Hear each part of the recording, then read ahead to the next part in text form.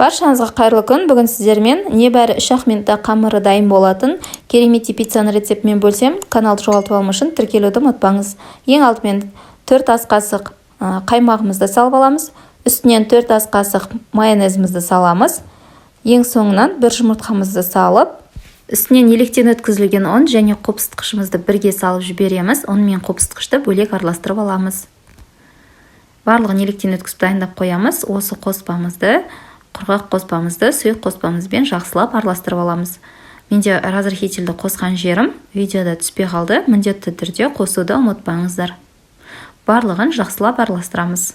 Достар, егер менің каналымда алғаш рет болып отырған болсаңыз, каналға міндетті түрде тіркеліп, каналымның дамуына үлес қосып кетсеңіздер екен деймін. Алдағы уақытта сіздер үшін керемет қызықты рецепттермен тағы да бөлісіп отыратын боламын.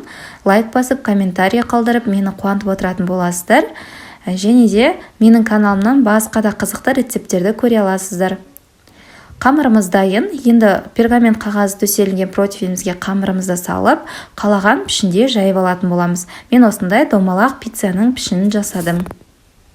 Үстінен шұжықтарымызды қойып шығамыз. Қалауыңызша қазымен де алмастыруға болады.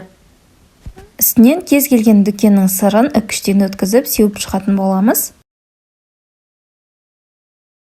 Осымен біздің пиццамыздың қамыры мен салмасы дайын. Енді қызып тұрған 180 градус пеште шамамен 15 минутта пісіріп алатын боламыз.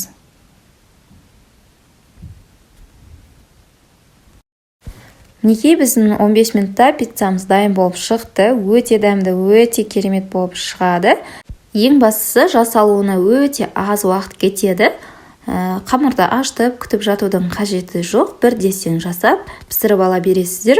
Сіздерге видео рецепт ұнады деген ойдамын. Алдағы уақытта басқа да қызықты рецепттерді жіберіп алмас үшін каналға тіркеліп, қоңырауша белгісін басып қойсаңыз, каналымда шыққан жаңа видеоларды бірінші болып көріп отыратын боласыз.